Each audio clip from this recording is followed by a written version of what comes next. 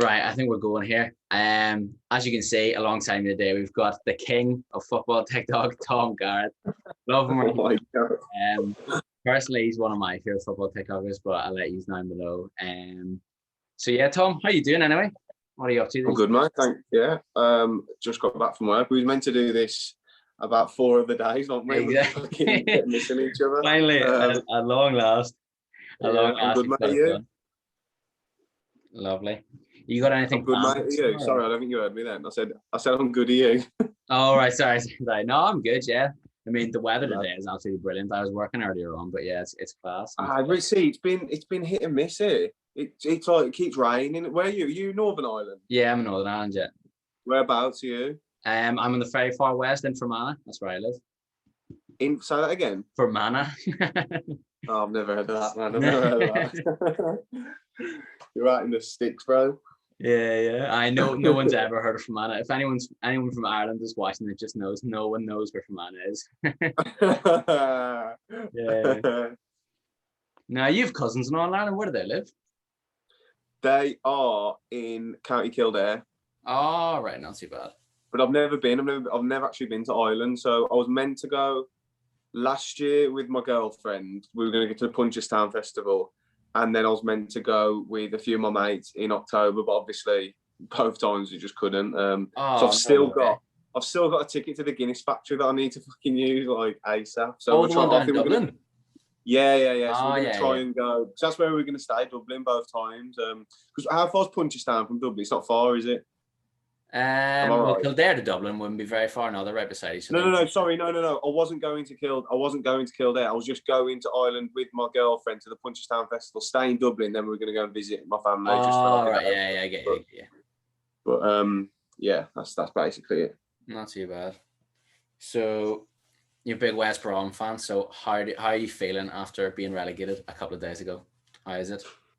I don't care, mate. It was a long time coming. Like I think everyone knew. Mate, we knew. You know, I'll tell you when I knew we was down when they released the transfer budget before the start of the season. No team in Premier League history can come up from the Championship with a £20 million budget and stay up. It doesn't happen, especially with the side we had. It's not like Leeds who came up. Leeds probably would have stayed up with the team they had last year, and they still added to it and still spent money. So we came up with a Championship side, other than Johnston, Pereira. We thought Diangana, he didn't live up to it. Other than that, mate, we've got no Premier League quality. It's only since January. Gallagher was on loan. It's only since January when we bought in Yokozlu, Diane, Maitland-Niles. They are Premier League quality, but they're not our players. So it's too little, too late. Like long time coming. The club needs a rebuild. It's rotten from the top to bottom. We just need a little rebuild for a few years. I think maybe stay in the Championship for a few years because we're not good enough. We're not good enough for the Premier League, and we haven't got the money to stay there. And even if we do stay up, what we're going to do? Finish 16th every year? What's the fucking point of that? Like Sunderland. Yeah, like loads of clubs do it. Like you're just stagnant, then you get relegated and then dropped right off. I hope we don't do that, but you never know. I don't know. It's one of them. It's why the annoying thing for us is having neighbours like fucking Wolves who've actually come up, shown some intent and done something about it. Like we was in the Premier League for 9 years straight, did nothing. Wolves come up first year, get Europe, have a brilliant European tour. It's one of them, mate. Do you think you'll keep Sam Allardyce? I don't know if he's the right man to. I hope not. Not. You know what? I hope not, but I'll be worried if he doesn't stay, because if he doesn't stay, it shows me the board aren't willing to give him the funds or the backing he wants to get him back up. And that's going to be... So then what manager's going to want that job? A rebuilding squad with what money? Do you know what I mean? We're going to lose all our best players. I don't know who's going to want that job. That's why I think he just needs a rebuild. Get rid of all the deadwood. We've got loads of old players on ridiculous money. We've got lads out on loan who are doing well. Get them back in, implement them into the squad. Maybe we finish mid-table in the Championship. So what? It's better than having Lee Peltier on 40 grand a week. But that's not how you run a club, man. We're rotten, mate. The owner needs to go because he's not interested. He's dodgy as fuck. I don't know how he's even. There's rumours he doesn't even own. Honestly, mate, there's rumours he doesn't even own the club. Like it's so fucking cooked. Like it's so fucked. But you won't hear about it because it's Albion. Like They're going about all these owners. Facts. Like, it's just no one. Like, no offense, but just no one cares, to be honest. Like, none of the media. Of course. Like who do you support? Sorry, Man United. Man United. Yeah, don't get me wrong. The Glazers are cunts, bro. But but it does make me laugh. I hear them. I understand you want him out, and I think you should. Like, they're not good owners. They don't care about the club. But it does make me laugh when they've spent £1 billion in the last 10 years. I don't care where that money's come from. They've still spent £1 billion. And I hear all this about it's a disgrace. We've got an owner who officially doesn't even own the club, can't get his money out of China into England because he's that dodgy. But it's okay because it's West Brom. Like, just let them get on with it. He's just a rugby boy. Like, he's just. Yeah, it's funny to me. Like, you look at Sheffield Wednesday. They've only gone down because of shitty owners, point seduction. But no one cares because it's only Championship. Who cares? But if it's one of the big boys, fucking hell, we all need to get involved. Yeah. Oh no, I know what you mean. Like, yeah. I do get what you mean about, like, being a small club, you don't get their recognition. Whereas Man United, after one season of actually hating the owners, have made this big protest, and he's been like, we've had this for at least 10 years. So I do get that. 100%, man. Yeah, it's like, we've had this for the last 10 years. What he's crying about? Yeah, no, I do get that. No, definitely. I know. Well, speaking on the West Brom side, surely you must have had some fond memories. So, do you have a favorite player of all time? So, a favorite West Brom player, and then a favorite just overall player of anyone? Jason Kumas is my favourite. I've seen you made a couple of videos. It's like, prime Messi or Kumas. It's a stupid question, really. Yeah, Kumas was like. So I don't know if you've ever. I doubt you have, but when I was younger, I read Steven Gerrard's autobiography, and him, Owen, and Kumas came up through the Liverpool academy together. And he says in his autobiography, Kumas was by far the best, like by talent-wise, by far the best, but barely turned up to training, didn't care, just had naturally. He didn't. I don't think he enjoyed football. He was just really good at it. Yeah. So then he dropped out of the academy, went to Tranmere, and we played Tranmere a few times in the cup, and he terrorised us. When we went and signed him, his first year in the Premier, I think he scored on his debut against United. He was just a proper maverick, like an absolute. If you speak to anyone like a Cardiff, Albion, or Welsh fan, they will all say the same about Jason Kumas, just a complete talent. Like, and he was someone I kind of looked up to, but he just didn't care about football. But overall, I'd say my first idol was R9. R9 and Zola. But overall, Messi, man. Yeah, because that's another one. That doesn't get shouted about a lot. Yeah, but that's mainly because my first year supporting the Albion was when we got promoted, going home and away with my old man. So then the first year in the Prem, one of the first games we played at home, we lost to Chelsea 2-0, and Zola was out of this world. Like, he was so fucking good. So I think that's when I kind of fell in love with Zola. But R9 was my hero, like the 2002 World Cup and stuff, and little things like that. But I mean, Messi, mate, he's just different, man. I think personally, for me, I'm Ronaldo over Messi, but that's literally just to do with my childhood. Like, I mean, of course. So I grew up.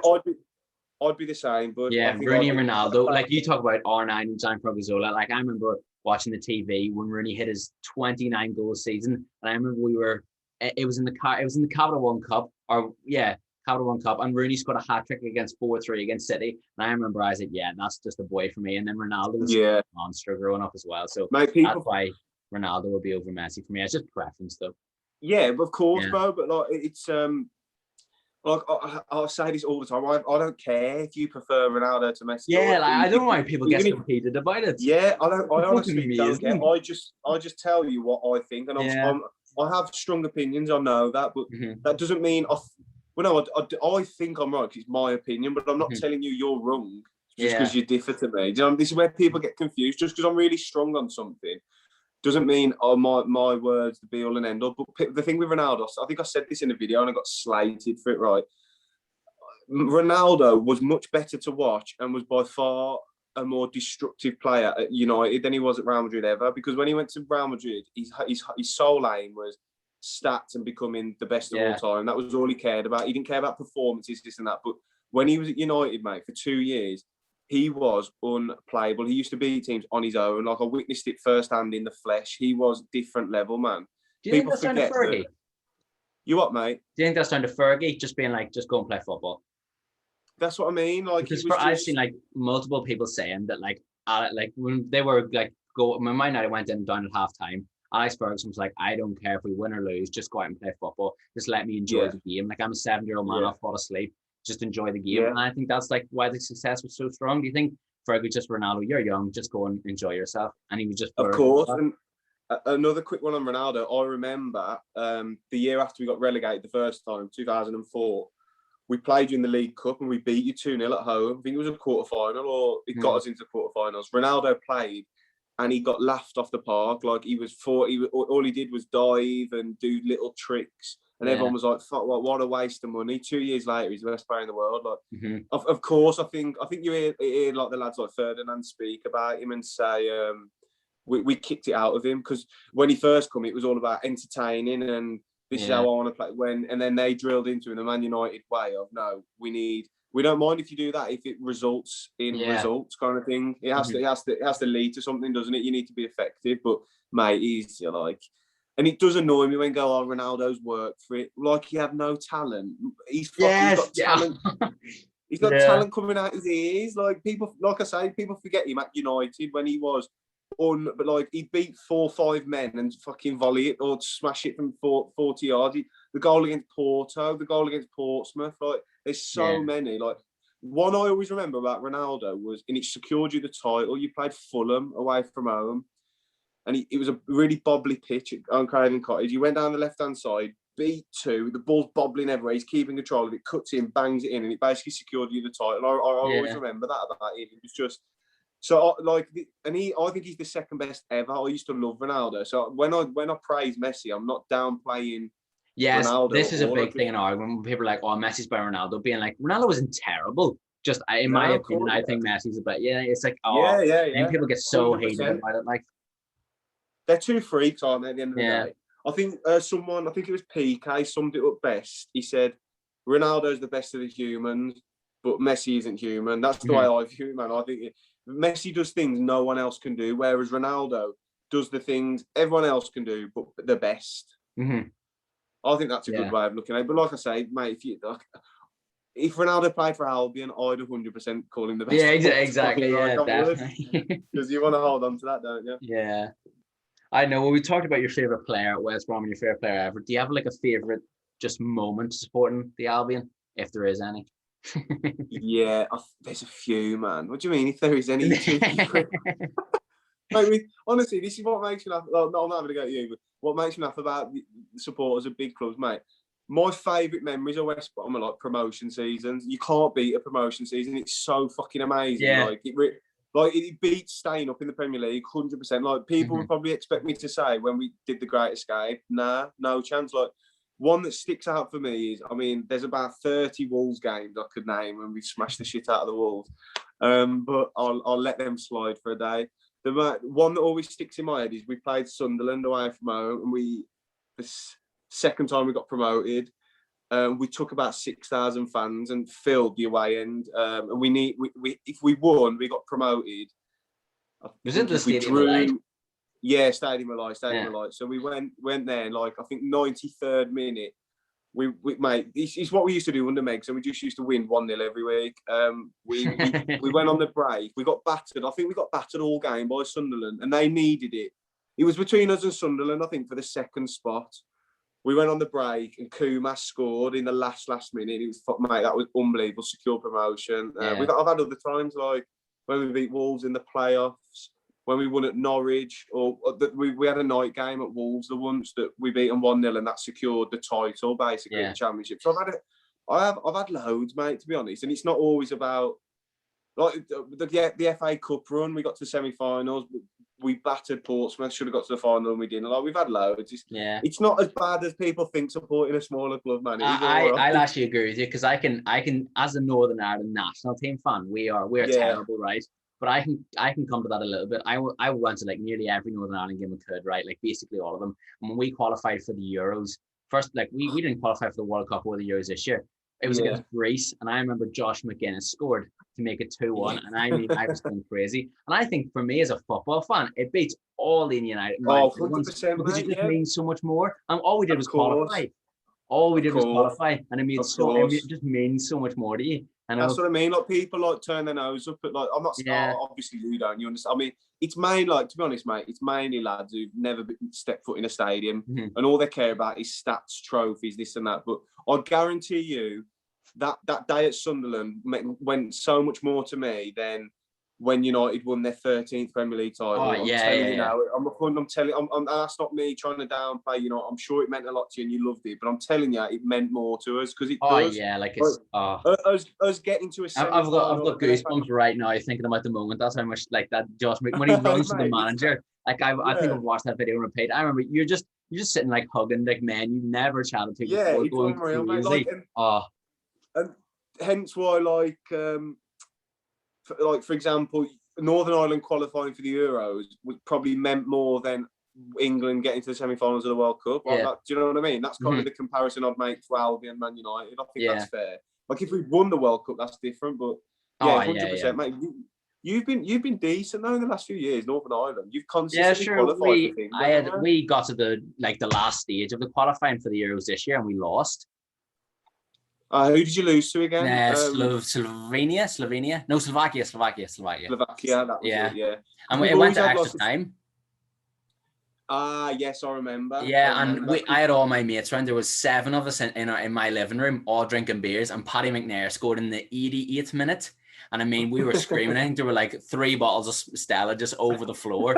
And then Kyle Lafferty, who actually lives very close to me, hit the post in the 92nd minute. And I mean, and then to concede an extra time as well. I honestly it was suicidal, to be honest. But like it's one of the moments. It's like it just makes you cherish it so much more, Yeah. Yeah. I think you've always had a strong Albion contingent, haven't you, Northern Ireland? Like McCauley, Johnny Evans, Chris Brunt. You've always had quite a few, haven't you? Yeah, and then James McLean.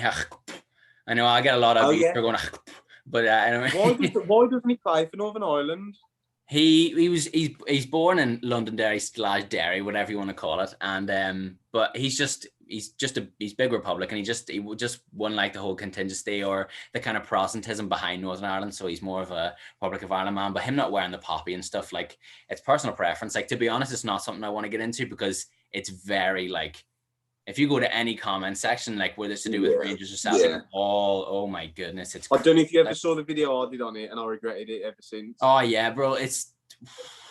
I was like, it's honestly people talking about something they know nothing about as well. Like these 14-year-olds that haven't a clue and just like, oh yeah, we hear prods. Like it's it's like kids in your fucking like you say, 14-year-old kids. With fucking. Robbie Keane as a profile picture saying like what's the IRA and stuff. It's like you couldn't tell me what the IRA stood for. Like you know what I mean? 100%. And like this is like mate, don't get me wrong. I don't have good knowledge of it, but I know enough, especially considering how close I am to Birmingham and like the bombings and stuff. Like I have a decent knowledge of it, especially with my old man and like my family and that. But I don't like.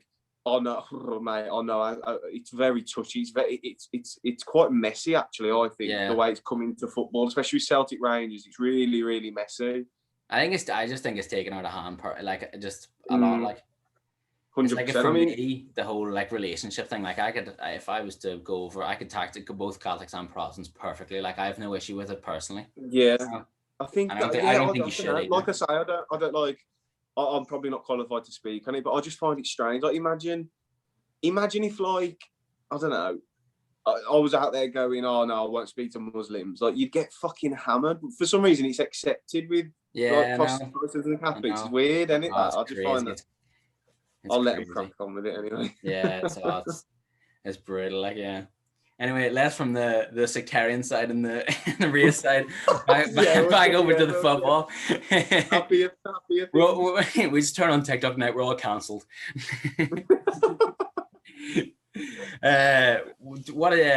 What is your best home game you've ever been to at the Hawthorns? And then I'll ask you what's your best away game, so home and away game. Which are your favourites?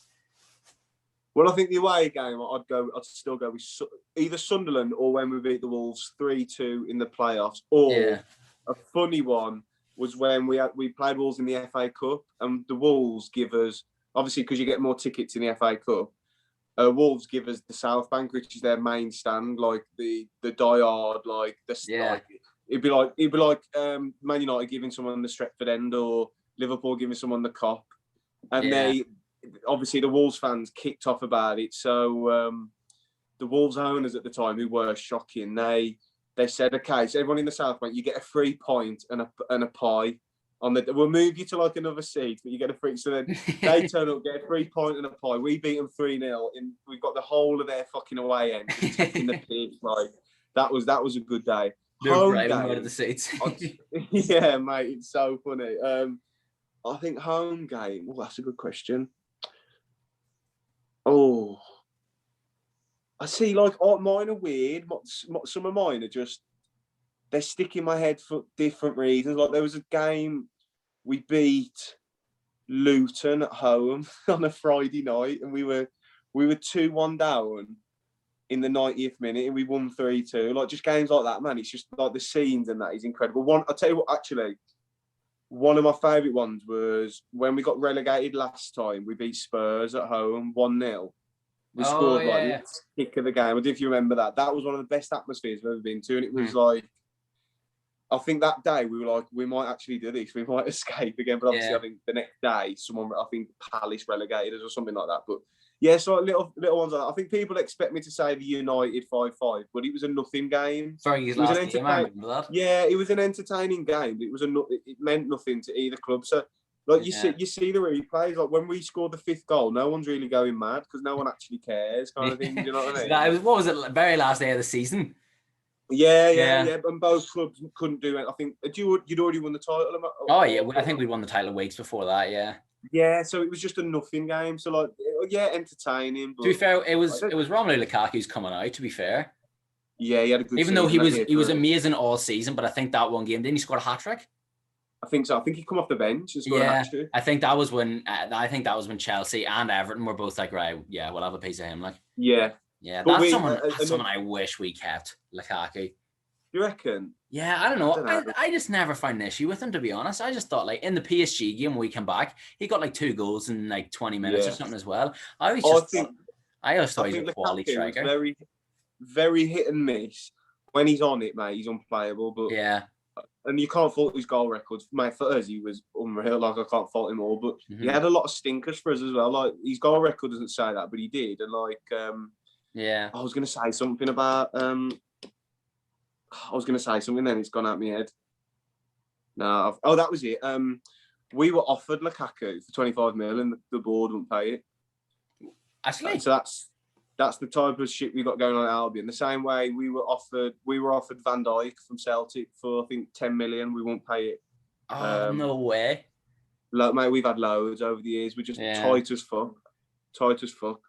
Well, I think this is the perfect time. I've got actually a list of Q&A questions on my phone, and the next one is the worst signing. So you couldn't have talked about a better time to talk about signings. So what do you think Albion's worst signing ever was? Oh, mate. You can name a couple if there's a few. Like there's some. I'll tell you who was bad, right? James McLean was bad for us, like really bad. Yeah. Shelton Martis, you won't know who that is. Not bad for these. Because I can only remember James McLean at West Brom. Was he terrible? He was horrific. Yeah, he was horrific. When we signed him, I was like, that's a good signing because I really liked him at Sunderland. And he did well at Stoke as well. Where did he start? Was it Wigan or Sunderland or? It was Wigan, and then he went to Stoke as well, didn't he? And then he was. Yeah, I think he went to Stoke after us. Yeah. But he was bad for us. We've had some really bad strikers. What was the fucking that fella's name from? He broke Brown or Die. He broke our transfer record. He was so fucking pony. He was unbelievable. To be fair, I would rate my football knowledge, but I haven't a clue who that is. I think that tells you the whole story.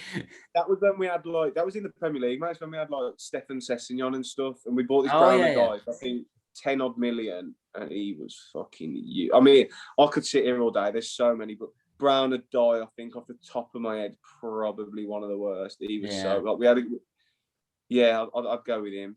Brown or Die. Do you have a best sign as well? Like, who would you say is your favorite? Or maybe just best for the club, but then your favorite, if you know what I mean? Like someone you just loved watching, and then someone. Both Odin Wingy, mate. I think we signed him for £1 million, and he scored about 20 Premier League goals, which to do for Albion is unheard of. He was different level, man. It's a shame what happened with it. He got badly advised with all the shit with QPR when he drove to the training ground. And yeah, I remember that. Oh, I remember 442 is doing videos and stuff on it where he just like landed at the training ground and stuff. Yeah. Look, it's one of them, man. Albion should have let him go. He done. We signed him for £1 million. We were probably going to get 10 million. He was probably going to double his wages. They should have let him go, man. It's what it pissed me off about the Berahino thing as well. All the stuff with Berahino. Yeah. We should never. We held out. I think Spurs offered us 24 mil, and we wanted 25. Just let the kid go, man. He's come up the academy. He scored a shitload of goals for us. Yeah. He's earned his move, man. Let the boy go. Like he's better than us. Same I remember Berahino. Like, didn't he got like an England call up and everything? He was like this next. It was like, he was unreal. Like, it was unreal. the season like him and Charlie Austin were seen coming up, and it was like all these like random strikers. Like, you remember Charlie Austin at QPR that wonder season? Yeah. All these random strikers were getting like 10 plus goals. And I remember Berahino, and he just had such a dry patch, and it was so weird. He had a lot of problems off the pitch, Berahino. Like, being from around here, you hear loads of stuff about him. Like, I think he was up to no good and stuff. But when he was at Albion, he's the best. Other than maybe Kevin Phillips, he's probably the best finisher I've ever seen at the club. He just naturally gifted finisher. But I think now he's playing in Belgium or something. He's fell right off. Oh, like Anderlecht or something like that. Yeah, I don't know. Something like that. Yeah. Oh no, it's brutal. Well, and speaking of just one more thing on signings. If you could sign any player ever, and I don't want you to be just like Messi, if you could sign any player ever, dead or alive, for West Brom that you think, would just fit the squad perfectly at the minute, who would it be? Right now? Yeah. Like you just think could transform that squad? Oh, that's a good one. Honestly, because we're going to lose Pereira, I'd love to get Jason Kumas back, but I won't go for an ex-Albion player. I'll go for. Oh God, that's a fucking good question. Maybe not that. Well, you could just do if you could sign anyone ever just to fit in the squad. If you can't think of anyone, like Ronaldinho at his peak. Yeah, I'll have him. Yeah, I'll have him. Yeah, just give him the ball. He'll win your games. Or to be fair, considering we're going to be in the Championship, a realistic one, probably Adel Taarabt at his best. Oh, on his day. I'll take him. Yeah, I'll take him. He ripped it up for QPR in the Championship. I'll take him, mate. Yeah, I did. Do I have any more questions? I actually speaking about the Paddy Murphy one, I would love to ask questions about the Paddy Murphy one. So are you still friends with Paddy, or what's the situation? Or we spoke privately, and we both just said we're gonna leave it, but I mean, which I haven't even mentioned him since, but I was fuming with this. I was really fucking angry about it, and I've relayed that to him. He's apologised to me privately. He was saying, like, I'll do a video if you want to apologise. And I was like, mate, I don't give, you don't have to do that. You've apologised to me man to man. That's all I care about. I don't.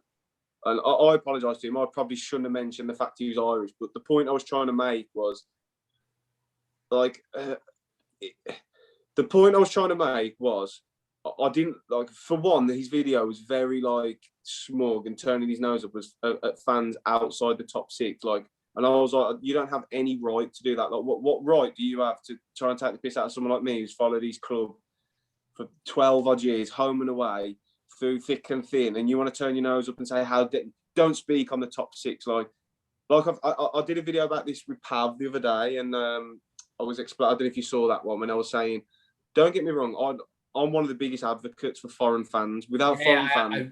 I actually watched it literally half an hour ago. Yeah, well, without he's foreign talking fans, about Canadian people and the whole culture of football and stuff. Of course. And look, I'm the biggest advocate for Irish, fucking Zimbabwe, and anywhere you're from, support whoever you want, and good luck to you. And it doesn't make you less of a fan than me, because it's true. If someone from Ireland or America isn't less of an Albion fan than me just because I go to the game, no chance. I'm just lucky that I live nearby and I can afford to go. That's all that is. It's just luck. But I still maintain it means I have a firmer grip and a more understanding of the culture of British football, because it's true. But the same way, I wouldn't be able to I could study Gaelic football for 30 years, but unless I experience it, how would I truly understand the culture? Yeah. Because you can't. So for someone like Paddy, to twist that into me being anti-Irish and xenophobic, which isn't, for one, it's completely untrue. He's using words he didn't even understand. Originally, he called me a racist, which is mental because Irish people aren't a race, but that's whatever. And then he changed it to xenophobic because someone in his comments said so.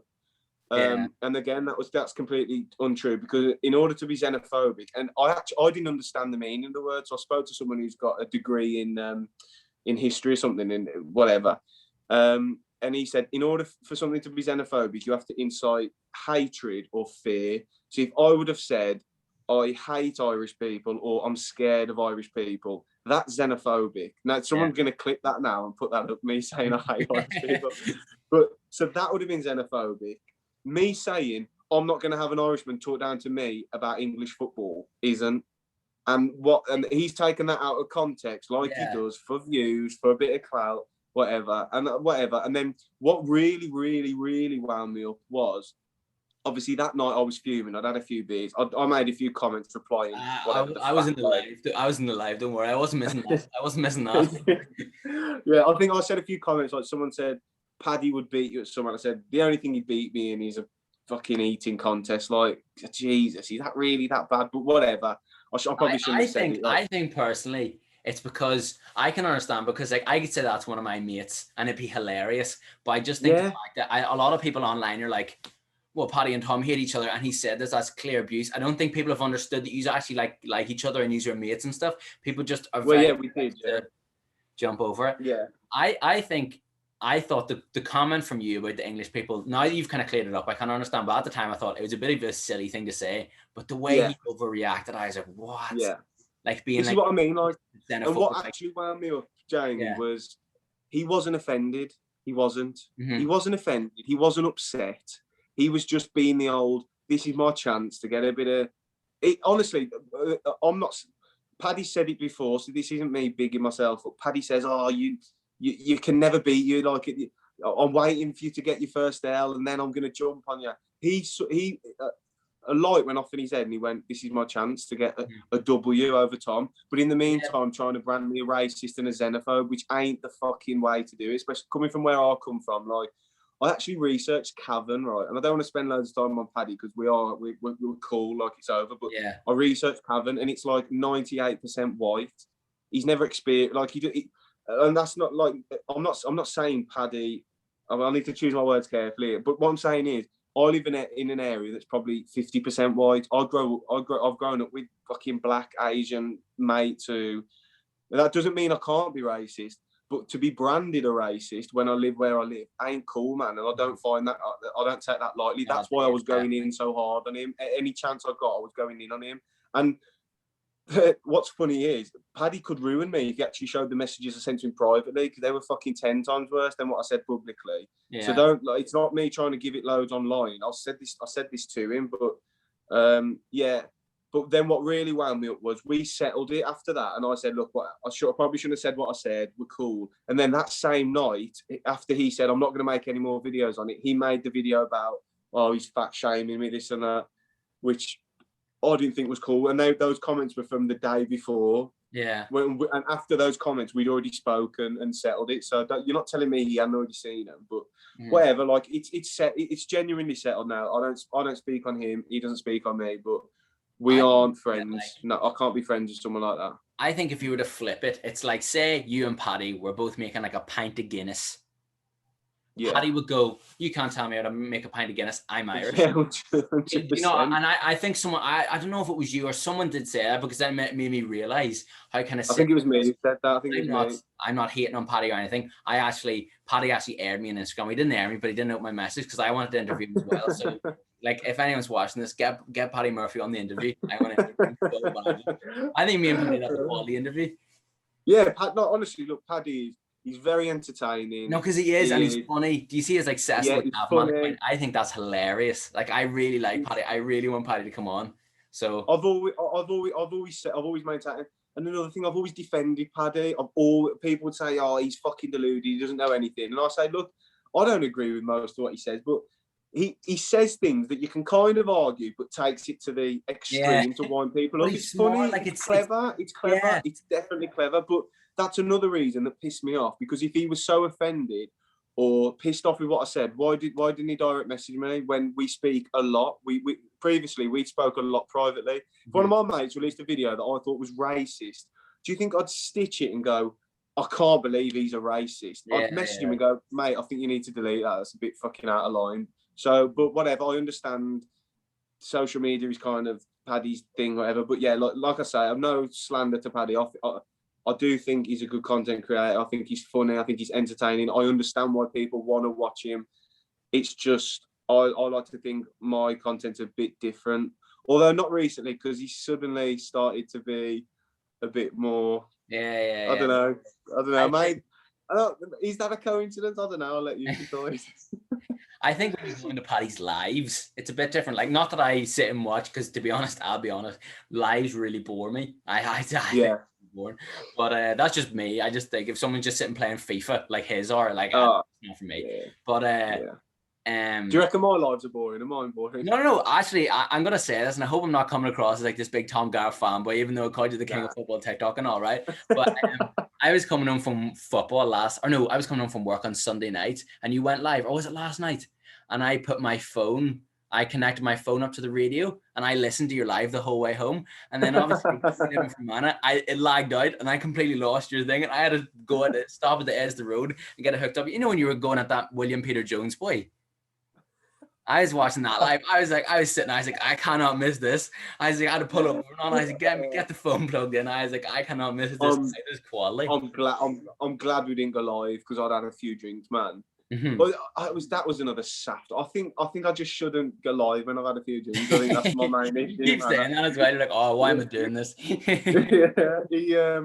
No. Okay, the thing with him was, again, he started. Well, he started it, but someone sent me a video on Instagram of him and his live, like going in on me, like, and I was like, Jesus, I've never even like saying, oh, I don't understand why anyone follows Tom Garratt. Like, he's an arrogant prick. Like, he's this and that, which he's probably right, but I was like, that's a bit weird. So I joined his live, and I just said, like, the king is here, and then he starts going like, oh yes, we've got Tom Garratt in, like, and I'm like, it's a bit. You were literally just slagging me off, so I found it funny. And then in my live the other day, someone asked me when I had a few drinks, and I was like, "Oh, is that Tory?" Like, because that's just anyone who's yeah. Cool. And then like, and then he sounds a bit like JMX, you know, the YouTuber. Yes, he sounds like JMX. He even looks a bit like JMX as well. Yeah. He has. I stitched one of his videos one time when he talked. But like, little things. Sorry, what were you saying? Sorry. I think I duetted or stitched one of his videos and stuff. Like, but honestly, the stuff he comes out with, like the Ryan Giggs one, I was like, all he had was longevity. I was like, what? Yeah, he just like look. Don't get me wrong. I do think Paddy knows his football. I think Paddy knows. Oh yeah, I'm on about William here. I'm not on about Paddy. No. I know. But this is my point. Like, he's trying to do what Paddy does, but he's genuinely clueless, whereas Paddy isn't. Paddy. I think a lot of Paddy's old videos he didn't truly believe in. He just did it because he knows it would get a reaction. Like, I think Paddy actually, when I've spoke to Paddy, like either privately or on lives one-to-one, I think he knows what he's on about. That William Peter Jones doesn't, man. He is fucking stupid. Like, but good luck to him, man. Like, I wish I had a dad who was as rich as he is. I do. Yeah, so. I loved as well. It was like when he was going like, oh, I'd batter him and stuff, like on his live. Yeah. And, like, all the people in your comment section were like, how funny is that, man? How funny is that? Like, offering me a fight. So then I went in his live, and I said, we'll have the charity scrap down at my MMA gym that I train at. And I seen him read the comment, and he was like, yeah, all right. I don't think he realised that I can actually fight. Oh, it's mad. Yeah, it's mad. But I mean, not that I would never, like, that's cringy as fuck, man. I'm not gonna have a fight over someone from TikTok because he called me arrogant. Like, I don't care, man. But this is what I mean. People are just so precious. I undercard. Yeah, I think people are just so precious, and like, this is what I've had to learn to get over. Because, like, I don't know, man. I'm not. I think this is why I'm so. I don't know how to say this without sounding like a knobhead. I think this is why I've got a following and people do like me. Is because I am very real. I'm not.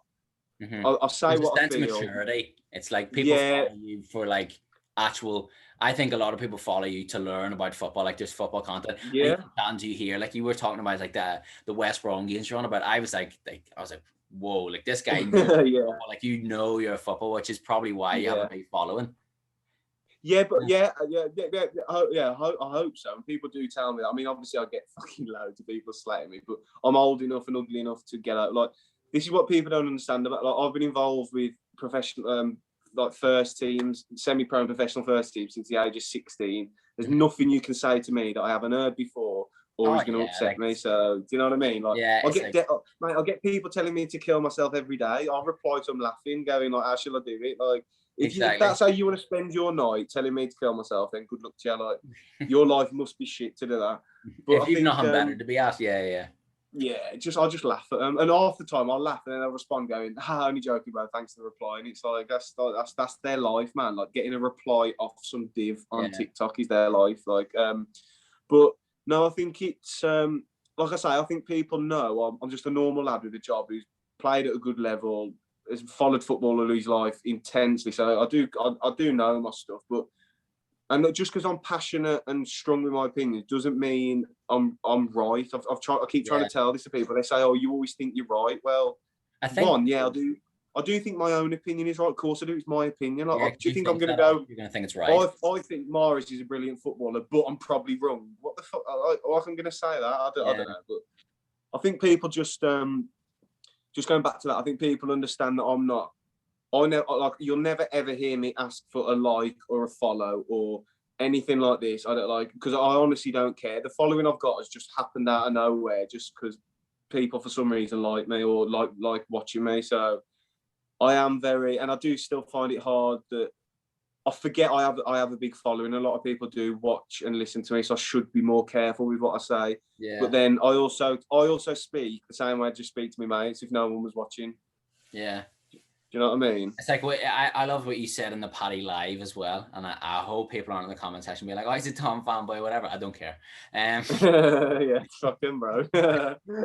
But I loved how you said it was like Paddy is like if I got banned tomorrow, my life wouldn't change. Like this TikTok. It's true. Affect you whatsoever, which is a good way to view it. It's like people get so worked up. It's like I don't want to keep bringing things back to like referring it to me. I don't want to be one of them people, but it's like I want to do sports journalism. So I was like, if I can go into sports journalism with a bit of a following and I can show people that I can talk and interview in front of a camera, 100%.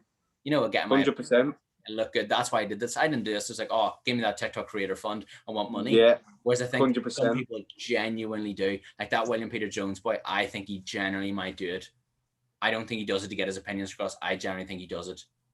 He doesn't do it to get his opinions across, or that he probably enjoys it, because all he does in his lives is ask for followers and drop a follow. I don't care if you follow me. Yeah. I only started making videos because I couldn't find a creator, or I wasn't coming across creators actually speaking, saying things that I would agree with. Or like, for example, when I watch Gary Neville and Carragher, I think, yeah, that's bang on. Like, I really enjoy listening to that. I come on TikTok. I'm not saying people should be fucking having that level, but I'm not saying I am. But I found myself in the comments a lot, trying to put and in the end, I was like, it's just easy to make a video, just speak on it. I don't care if my mates take the piss out of me for it. I'm going to do it. Like, bro, I remember when I did my first interview with Mills and I put it on my Instagram story.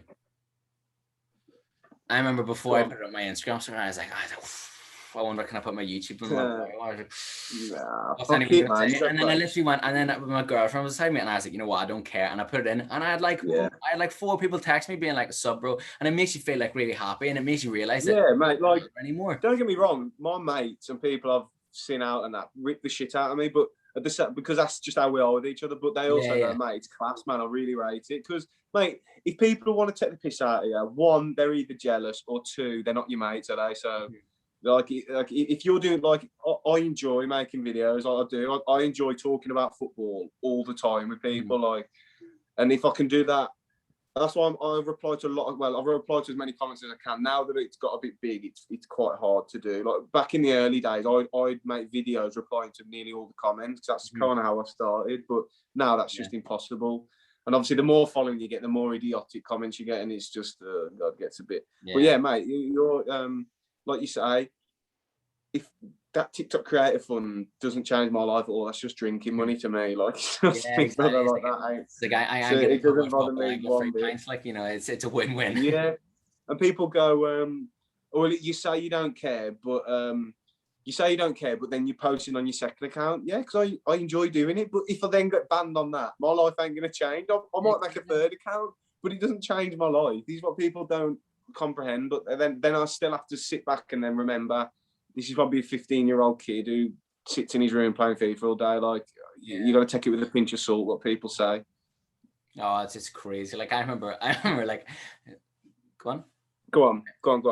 I remember someone said to me, I was like, oh, it was like, you have a massive nose, mate. And I just thought it was so funny. I was like, I get it all the time. Huh? This 11-year-old is just saying my nose is massive. I was like, damn right, my nose is size, but like, it's No, like it could be worse. You could have a chunk like this.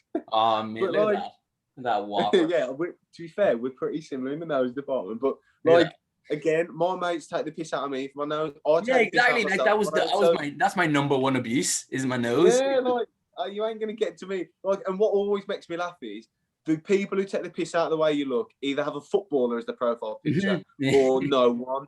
So you must be really good looking. I was going to ask you, what is your TikTok? MCK Sports. It's like MCK and another sport. Ah, yes. I remember you saying. I'm going to follow you now. Oh, perfect, man. Can screenshot that. I don't think I've ever come across your videos before. I think you commented on the Ronaldo Salah one that I made. Did I? Yeah. I definitely recognise that name, MC. I definitely remember, like, mixed sport. I think at the time I was always mixed sport, but mixed sports. What I'll do, buddies, I'll find a good one of your videos if there is one, and I'll stitch it or duet it for you. I was gonna say, I was like, I'll make like a little snippet from I'll put it out a video on TikTok tonight. I'll be like, here, boys, did an interview with Tom Garratt because I actually did it. Yeah, I'll stitch or duet. Yeah, and you can stitch that. I put out I actually forgot to do it. Oh my goodness.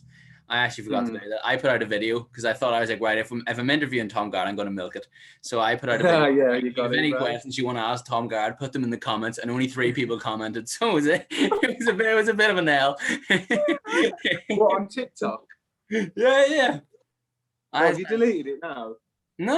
I haven't deleted it now. Hold on. Where is it? Oh, was it from before? Hold on. Where is it? I'll find it now. I'm trying to find it. Mill's interview, link in bio. Was it before that? Yeah, this is it. And someone said to me, oh, wait, I have a load of questions. Actually, now I feel bad. Yeah, where is it? Which one is it? It's the Mills interview. This one, that one there. That one there. So it's like... It's the couple down. A couple down? It's about 4 rows down. I could just read you the questions if you want. I already want to answer them now. It's 4 rows down. A Mills interview, link in bio? Yeah, that one. It's just the comments in that one. Oh, yeah, I'm just watching it. Yeah, I'm reading them now. So it's like, how can Arsenal go back? Hang on, no, that's the... Oh. There's like, for me to ask you, it was like, can you give me any questions that you want to do? Because obviously you're like, with the big following and stuff, but... If you would have told me that, I would have duetted it, bro, to get you some questions in. Yeah. Your questions have been good anyway, just from you. No, I appreciate that, bro. I appreciate that. Mate, honestly, I'm just going through my fucking DMs, honestly. The amount of people who DM me saying... You get a lot of people DMing you? Oh, like, a lot. Yeah. And now that I've grown a bit on Twitter, I'm getting it on Twitter, Instagram. It's ridiculous. But I remember. What the one? Go on. Go on. No, go on. What was you going to say? I was just going to say. We just keep going at. What really winds you up is when people ask me to follow them. I can't get my head around that. Like, what? And I go on their profile and they've got like 1 post. Why do you want me to follow you? To see what? Like, surely you prefer me to follow you if I see you and go, oh, that's good content, that is. Or, yeah. I don't mind if people go, would you mind? I have a lot actually who DM me going, would you mind checking out my videos and giving me some advice? I do that all the time. Like, I've got no issue helping. Not that I'm some genius, because I say to people, like, I'm just lucky for some reason. There's no like, there's no template. I don't post at a certain time or use certain hashtags or do certain things. I just speak about things I want to speak about, and for some reason they do all right. But what were you going to say then? No, I was going to say, when I put the message out, who did I message? So I messaged Mills. I messaged, Owens Mills. Yes, the Liverpool fan. Yeah. He follows me anyway. He's a proper sound guy. I really like Mills. And then I messaged you, and I messaged Neil. Neil Talks Footy. That's another boy I'd love to get him on, because we're both United fans. I think we get a lot to talk about. I'd love to get I can get Neil on for you 100%. Yeah? That'd be really good. And then I messaged Paddy as well. And then I messaged, Kieran Rance that does the watch-alongs? Yes. Yeah. Because obviously he knows Mills, and then Kieran messaged me, and I really like Kieran as well. I was watching one of his watch-alongs today. He's a good lad as well. Yeah, he's a nice lad. I did an Albion preview with him, Albion Everton preview with him. But yeah, he's a nice lad. Oh yeah, he's probably knows his football and stuff as well. Yeah. Oh, is he going to come on? Is he? Yeah, he's going to come on in a couple of days. We were just going to. He said he obviously with the West Ham games. Oh no, Leicester just scored. You're joking. Aren't you? In a way, though, mate, that's good. Yeah, exactly. As soon as we go 1-0 down, as we start playing. I think if it's, I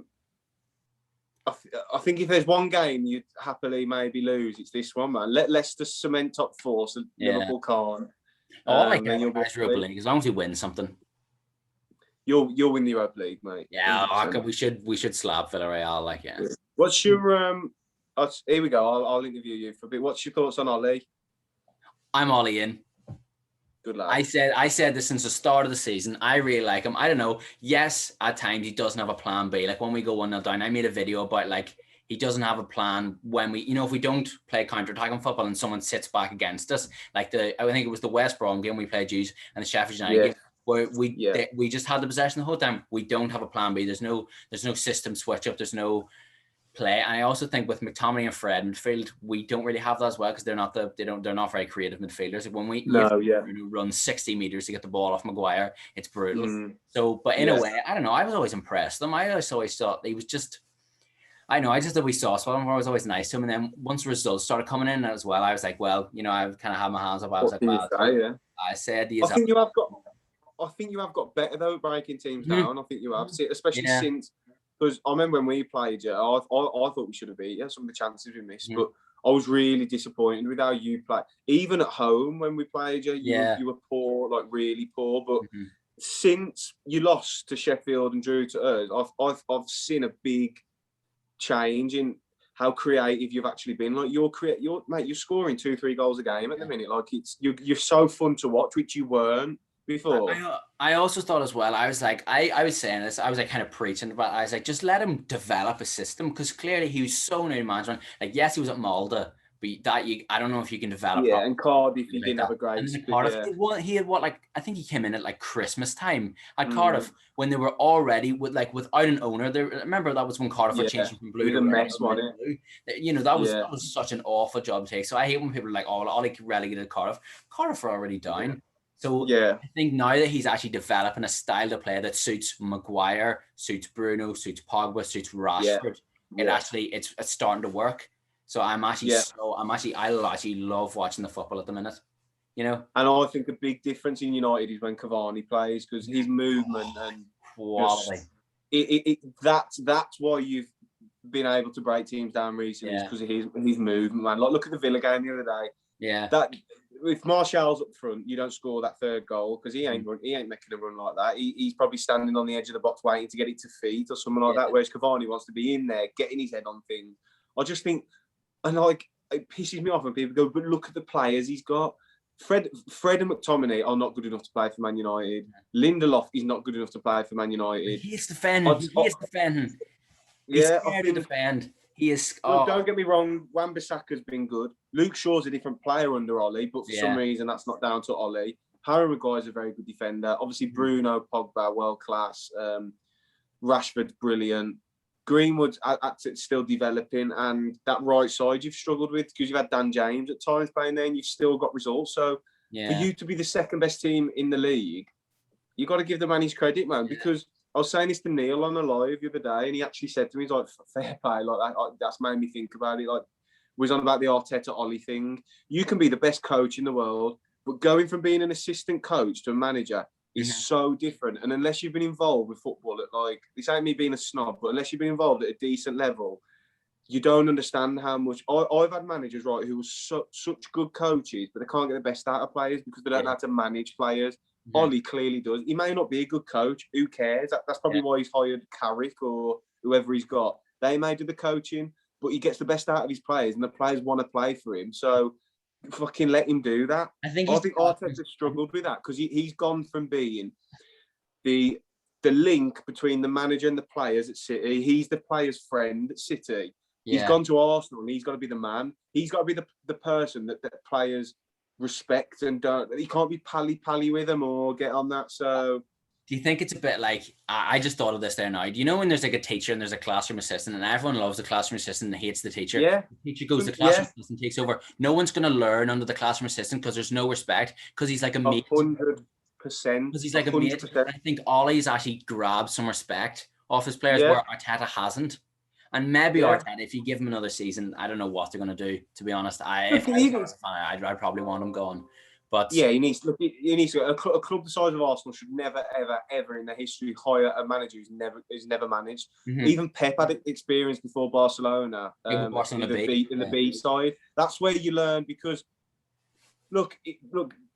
Just quickly, I'm not trying to go off a tangent, but like, this is how I break it down. So, Pep Guardiola, right, was a good player. He wasn't world class. Don't get that twisted. Pep Guardiola wasn't some amazing player. Comments, he has an icon card. Yeah, he wasn't. He just wasn't. Yeah.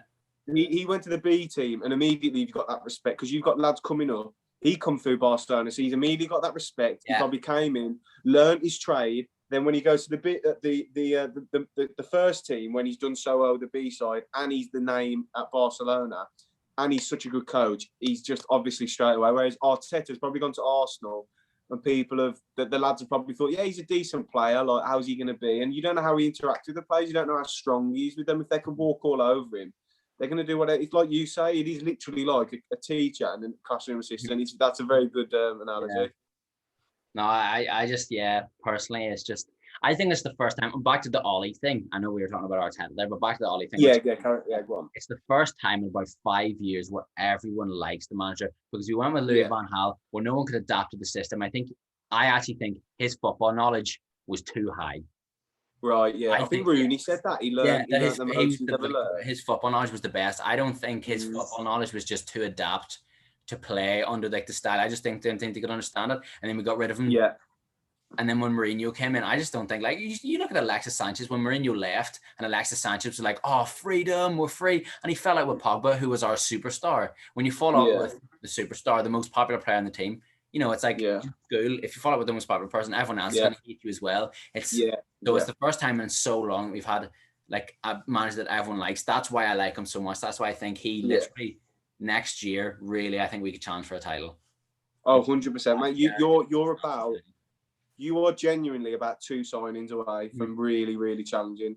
Two proper, sort of like a centre half, a holding mid, possibly either a striker or a right winger. Yeah. I think if you get has to be a CDM. Yeah. Oh, yeah. You need Declan Rice. Yeah, I like Rice, but do you know what? Rice isn't as good at breaking lines and passing as people try and make out. He isn't. He's amazingly defensively, he's amazing. But you need someone who can screen. Like, you need a Jorginho. That's actually what you need. Someone like that, or a Carrick. Someone who can screen, intercept, break up play, but break lines, man. Because so often I watch United, Fred and McTominay get the ball. Bruno's in the little pocket in between the defenders and the midfield, and he just constantly in space, and he's never found. Yeah. If you can get someone zipping balls into him, just 10, 15-yard balls, like fucking Roy Keane would do, get him on the half turn, United will be fucking so dangerous, man. That's why I haven't when Bruno goes missing in big games. It's because the quality of football has risen so much that when Fred and McTominay get the ball, when they're trying to find the space for Bruno, and Bruno is making runs, Fred McTominay the ability, and the players players closing them down are too good that they end up losing the ball. That's why Bruno never gets the ball. That's why I'm really annoyed when people are like, Bruno goes missing games, big games. It's like, he doesn't touch the ball. And then he gets frustrated and has to come. Yeah. Then he gets frustrated, has to come deep just to get a touch of the ball. Yeah, 100%. That's Look, I've said this in a video. Someone said he's Bruno world class.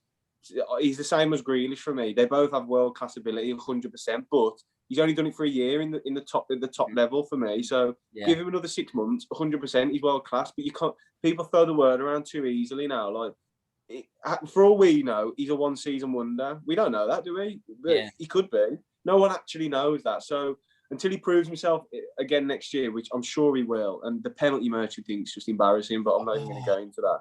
But no such thing people as make out like, opinion. Well, people make out like penalties are easy. He's a brilliant penalty taker. That's a skill. That's a skill. It's like, what are you on about a pen merchant? You're 12 yards out against a world-class goalkeeper. You still have to score.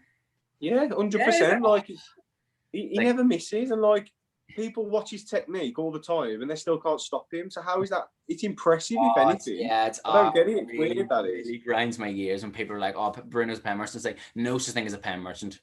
There is skill in making a penalty. Same way you could call David Beckham a free kick taker or free kick merchant. It doesn't exist. They're like, like Tony Cruz is a long ball merchant. It's like, no, what are you on about? Just because he's good at something. Well, people say like, don't get me wrong, I think Salah's a bit overrated, but to call him a stat merchant, like, it's just easy to put up stats, isn't it? It's just easy to get goals and assists. Like, just shut the fuck up, man. People don't actually know what they're on about. That Hazard debate as well. Like, I love talking about it because it's like, Hazard is ability-wise levels above Salah.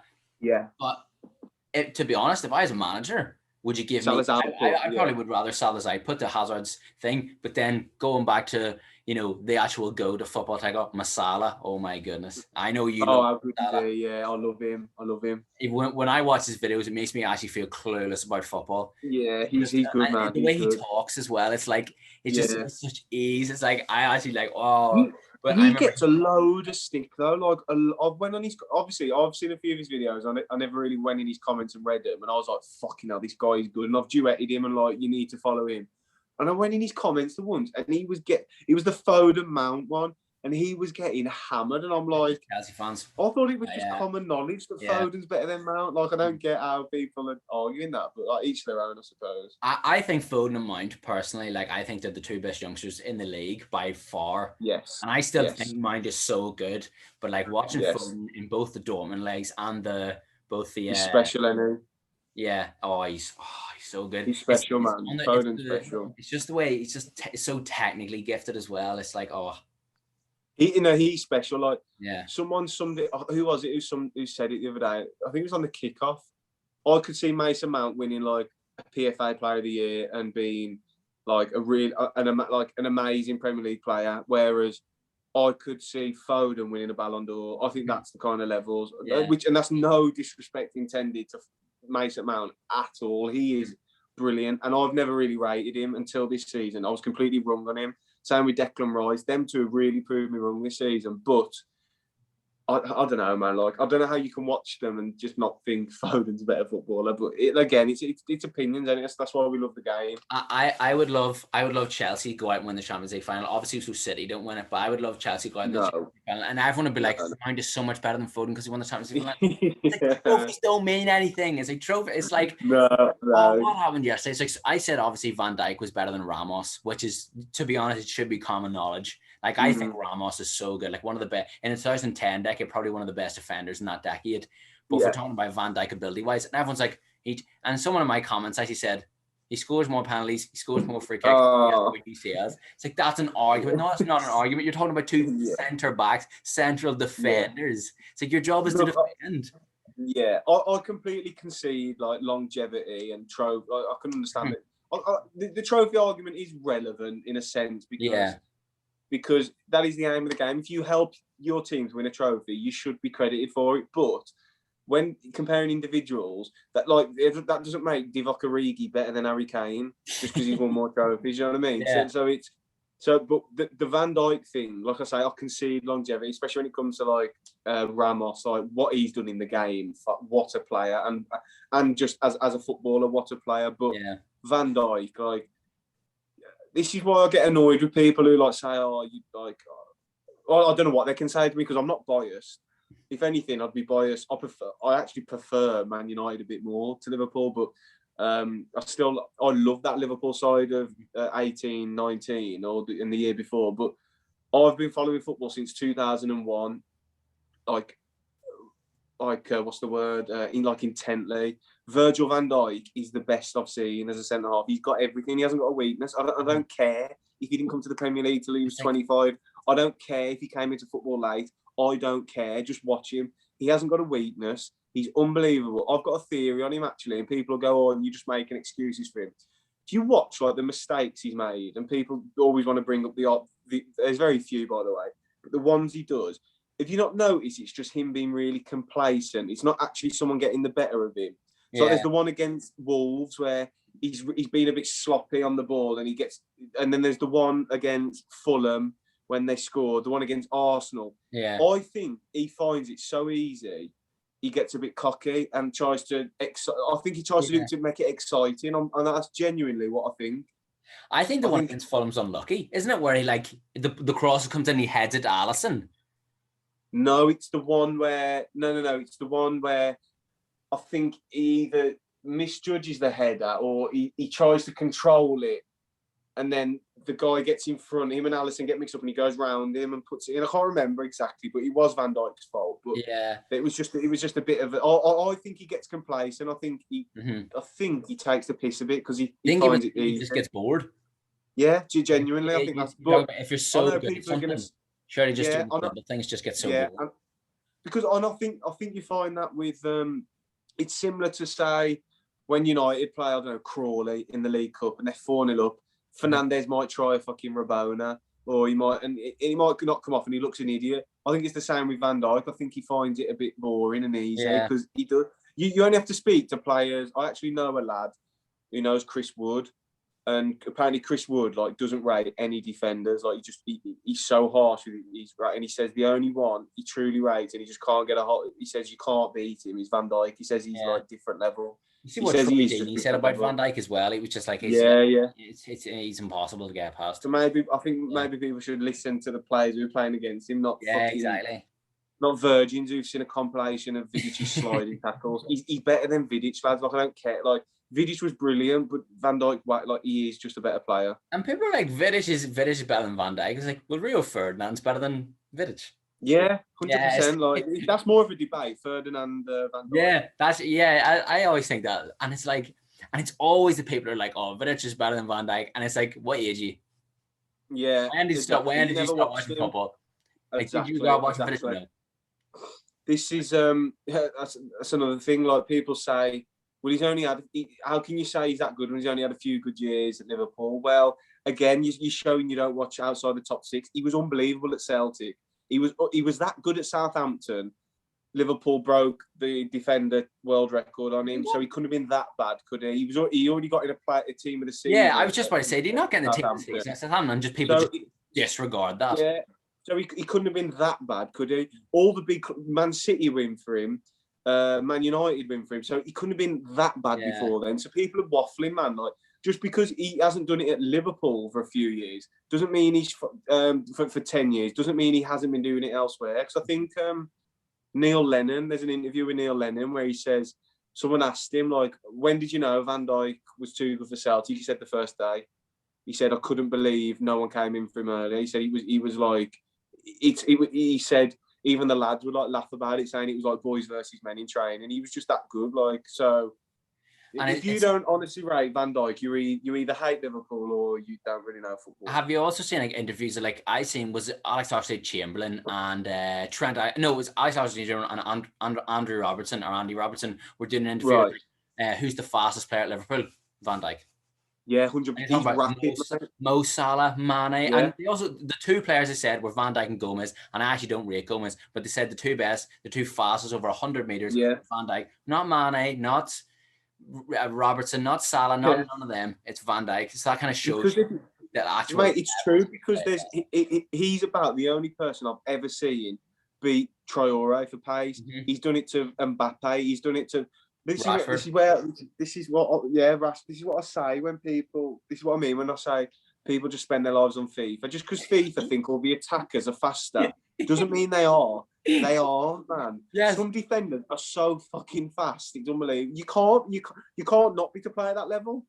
Dominic Calvert-Lewin said Phil Jagielka was the fastest player at Everton, and he has 54 PS on FIFA. Exactly. Calvert-Lewin said he was the fastest player at Everton was Phil Jagielka. Yeah. But So I know does it's people what being does like, "Oh, Calvert look at Lewin this know? 76 PS on FIFA." Yeah. Mbappe has What does 96. Calvert Lewin only plays with him every day in training. What does he know? Yeah, Like yeah, they'll do exactly. well. They'll do tests, so they know who's the Mhm. fastest. They do. Oh Then yeah, they like know. the parachute test and like the top speeds and stuff like that. Yeah. It's mate, it's idiots, mate. Like you got to take them with a pinch of Yeah. salt. Oh, it's crazy. Like, oh, it's mad. Oh, have you got any more? I was actually just thinking there. I was meant to ask you as well, just because I was kind of hindering the interview towards you instead of just the Mills one. I was thinking you played Yeah. over in America, didn't you? Yes, I was on a scholarship. Yeah. I Oh, was on a no way. scholarship. Like, what do you mind? Like, I know we've been on for ages, like, but you don't mind staying in the No, middle. no. Well, so I got offered to go when I was 18, and at the time I was doing quite well at Halesowen Town. They're like just below Conference South, and I was only 18. I was doing quite well there, and I was like, no, I'm going to stick around in English football for a bit. Then I finished there, and then I was like, I think I'm going to go to uni. But long story short, I had to take a gap year because I didn't get in the uni I wanted to. But I did. Basically, my predicted grades weren't that good, but the grades I got were the top. So I could have got into the unis that rejected me because of my predicted grade. So I just waited to go the year after. So I was going to go to Cardiff. I think the week before I was going to move in to Cardiff, someone watched me play for Stourport. I was playing for Stourport, and he said, I think you'd be good. I think you'd suit the American style kind of thing. Do you want to come down for a trial for this agency? And what I liked about it was there's a lot of agencies who you just pay them $2,000 and they get you a scholarship. You might be in the back arse of nowhere. It's shit because you're shit, but they'll take your money and they'll do whatever. Whereas this agency said, we'll only take you on if we think you're good enough. So I went for a trial, went to Leeds. My parents were on a holiday, so no one even knew I went. I just turned up, went. The next day, the guy rang me and he said, mate, I really want you to join on. Like, it was only about £800. And I was like, yeah, do you know what? Fuck it, I'll do it. Cancelled my uni, this and that. Took another year out. And then went to America, three of the best years of my life. Did really well out there. Then I come back and I was playing semi-pro here and I just weren't enjoying it, mate. Like, I'd gone from being treated like a pro every day, playing on amazing pitches, training every day, living the life of a pro, to coming here playing on shitty pitches for £40 a week, getting kicked, and I was like, oh mate, I ain't got the time to do this. Like, I haven't played since. I might get. I've been playing five-a-side with my mates, but that's about it. Like, Oh, you haven't played football at all since?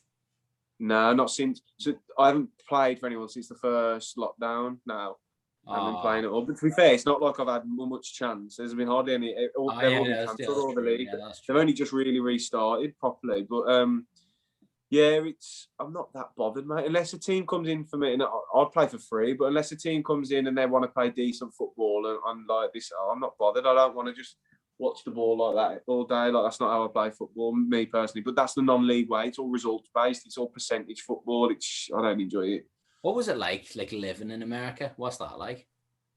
Unreal, mate. Living with your mates in a class house with a pool, like you you can't beat it, can you? Like you pick the thing with America. You pick your classes when you have your classes. So like we'd all never have classes on Monday and Fridays. So we'd have long weekends. Like, so we'd play on a Saturday and a Wednesday usually, train every day other than a Sunday. And because we never put ourselves in for classes on Mondays, Sundays were like some of the best days because the NFL used to be on a Sunday as well. So you'd get loads of like day drink. They call them dages. You go to like people's houses and they have like massive parties outside while the games on and stuff, like unreal. So like Saturdays and Sundays were fucking like so good, man. Like, it's one of them. Like, do I miss it? Do I wish I was still there? Yeah, but it's the same as everything. It all, like, same as anyone at uni. It all comes to an end, and it like it's. Yeah. I still made the most of the years I had. Made lifelong friends. I've got a podcast with two of them. Like, it's something you never forget. But it's. Were there many English people out there? Or were they all Americans? Yeah. So our squad, we had a squad of about 32.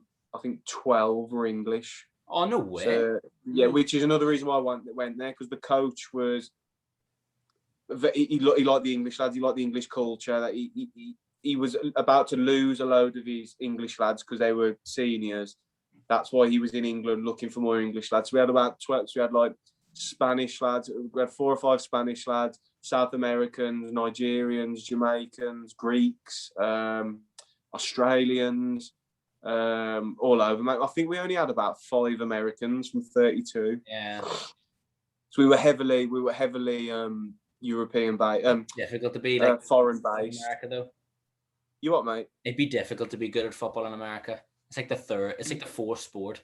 It's like barely, you know, like the girl. Basketball, baseball. I don't even know, to be honest. That's the yeah. first Well, it's seen as a girls' sport. The girls get more fans than the men. Yeah, because it is girls' soccer's massive there, but men's soccer not so much. It's growing. It is growing, but and also because we didn't have a load of American players, you wouldn't get all the family and friends coming to watch because we've got hardly any local lads. So we didn't. Well, the girls would get more because they were all mainly all Americans, all their friends and family. But still, we still got a good little following. We had a good team, mate. We did really well. Yeah, it's actually crazy though. Like if you were to play basketball in the UK, it'd be seen a bit weirder than playing football. But then it's the complete opposite in America. I find it's so funny how it works, like, isn't it? It's mate, the culture's really. Mate, I love the American culture. Don't get me wrong. Like, I don't care. They call it soccer either. People who get wound up about that get a life. Like, and when you're there, you start calling it soccer because it's just easier. Because I'd speak to people, and I'm like, oh, I'm on the football team, and they're like, you're a bit small for football, and I'm like, no, sorry, soccer, like whatever. It's just, So you do, mate. The culture's class. Like we've gone into supermarkets and got 15% off just because of our accents. Like they've never heard an English accent apart from the 10. They can't believe it. Like the amount of times you're out and people are like, nah, you're putting that accent on just to get girls, and I'm pull out a passport, and I'm like, I don't think I am, bud. It's like, it's just like it does. Yeah, it's one of them. Like we reminisce all the time, me and the lads, because we've had some of the best memories ever, but everything comes to an end, doesn't it?